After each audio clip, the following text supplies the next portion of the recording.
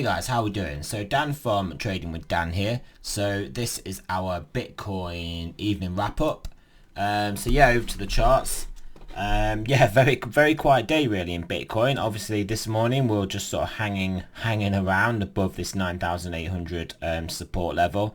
Had a bit of a foray down into the basically below the support level, but we've been bid back up. And then bid back up again. You can see these long wicks on these candles, so that's relatively bullish, although we do realistically need to, I would feel, as a potential bullish move here, for a potential bullish move, need to get back and consolidate above 9,800, which is about $100 higher than where we are. And yeah, and then just play out this range a little bit and then get supported up. I mean, where we are at the moment, it is looking a bit dubious. It is looking a bit to me like we will at least come down to test this support again down here, down around the 9,500 level, and yeah, I mean, whilst that isn't the worst thing, this again is just a retest of the top of the pennant. It's not, you don't really want to keep on retesting. I mean, retesting the top of the pennant. I mean, we came down, we pretty much tested the whole area once. I mean, and yeah, I mean, the only problem is obviously in my sort of like TA mind, I'm having to try and ignore this. So just looking out of it, it's kind of a breakout, and then it would be reasonable for us to come back and then test it in a more orderly fashion around the 9,500, and then get supported there by that support by the top of the pennant, and then curl back upwards. I mean, that would make a lot of sense to me. But yeah, again, in my mind, I just have to I have to basically block this out and just sort of look at the price action without this this strictly BTC market price action, we'll call it in inverted commas. But yeah, obviously we had the 409 that's given us a bit of weakness as well, but that's pretty much played out now, I think. I mean, followers of the TD will know it's just a 1 to 4 candle correction. Yeah, so potentially onwards and upwards now. Obviously we've got the weekly 9 we're contending with, and we are, like I said, we are really wanting to close, which I guess we're relying for this candle anyway, for BitMEX, this BitMEX contract. We are relying on to make this look really good, 10k over the weekend, and it's definitely not impossible.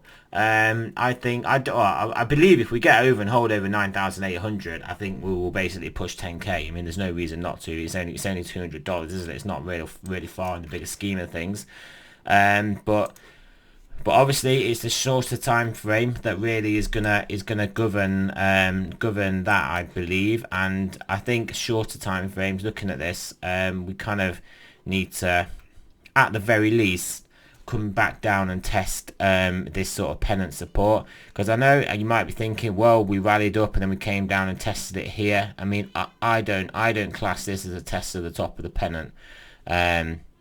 I would sort of class this as just general price action breaking out, moving up quite strongly there, and then potentially come down to test it before then bouncing. I can't count this. I mean, this is not a retest of the pennant when it literally, on this exchange anyway, comes all the way down to here.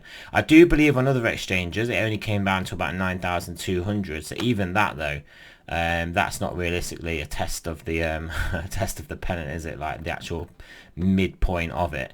So yeah, that's what I'm looking at there. 12-hour Stokes, important 12-hour Stokes are basically sort of drifting up. They'll drift up whilst we're here at this level. If we do break down below 9,500, I'd expect them to turn down and then put some downward pressure. And then again, anyway, if we break below 9,000, this 9,400 level, 9,500, 400 level, I would expect to move down anyway. We've got to the point now where I don't think we really need to get to 9,300 now to trigger this downside.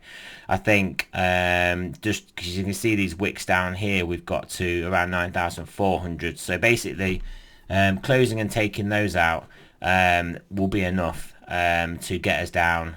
Well, I would realistically say 9,000. and then we'll have to just assess what happens over there. I'm interested to see what's going to happen over this weekend with the market, just because it's been very quiet today and we've had this this crazy action. And then if we look on a smaller time frame, let's have a look on a 15-minute. Let me just show you what I was looking at on here. Yeah, we sort of got some more scammy movement down here, didn't we? Look, we got this like big move down and then immediately bid back up to basically 9,900. So basically 9,400 to 9,900, so a $500 move. So yeah, I mean this is a textbook liquidity hunt. Push down and get yourself some liquidity, fill some big buy orders, and then force the market back up. All I will say though is that it's potentially bullish that they're basically wanting to force us down to fill big buy orders and then we get bought up. I mean, that's obviously how doji candles form on larger time frames, and that's how they happen. But yeah, it's just a bit not ideal trading conditions at the moment. But hey, we just still got to play our levels. But I mean, it's a case of you can set your orders at the levels and they could get blown through. Yeah, or you can set your buys and yeah, it's just different. I mean, you literally have to set your orders, your stop limit orders, to basically hit these trades, and then you risk just getting wicked into them anyway. Like say you were going to sell when we broke below here, like maybe you'd want to do if you broke below that one, or if you broke below there or below there. If you do it on this one, you're gonna basically very quickly get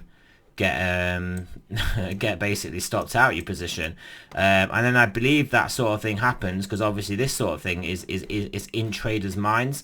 So we sort of blew through this. So obviously if you'd had the limit sell order there, you'd have done fantastic, and then if you'd had the limit sell order there, you'd have done fantastic. If you're on BitMEX and had your limit sell order there and obviously some trading take profits or take profit levels, you would have done fantastic. So that's fresh in people's minds. So they kind of try to force us down there,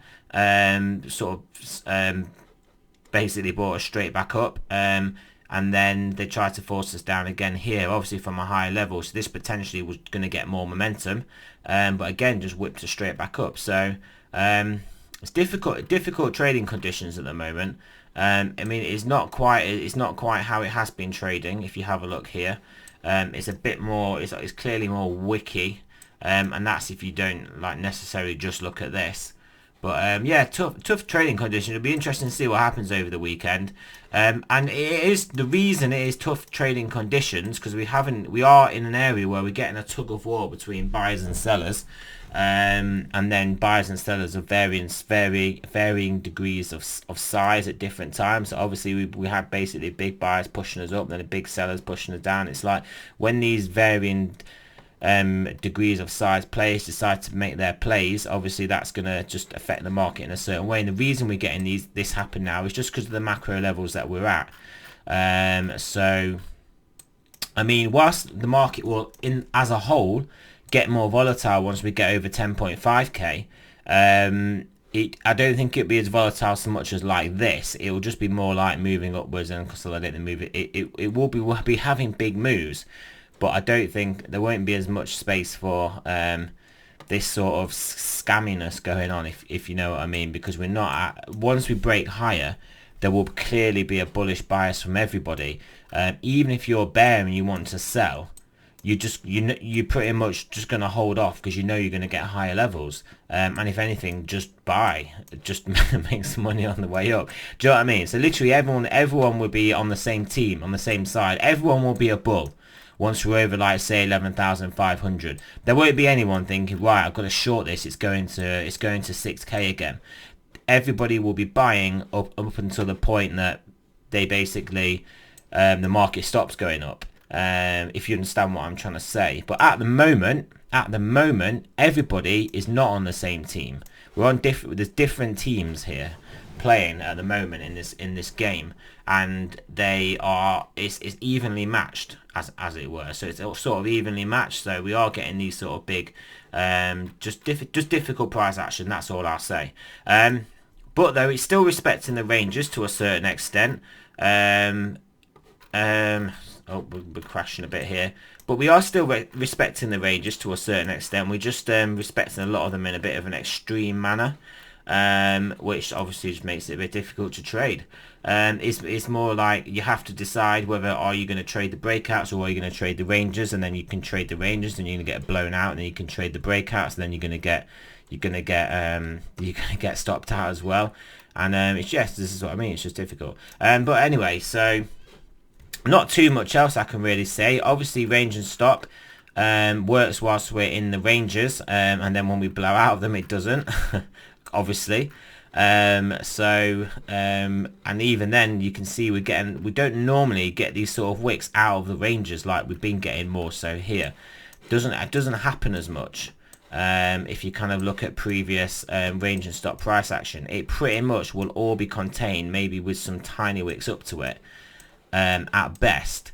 But obviously at the moment, obviously that just has to be disregarded anyway. But you can see obviously these wicks we're getting out of it now. This doesn't happen as often. This is just testament to the difficult price action. So even trading range and stop as like, okay, we've broken out, so maybe I'm going to sell here, or I'm going to stop out my position, my buy position, because we've moved too far out of the box.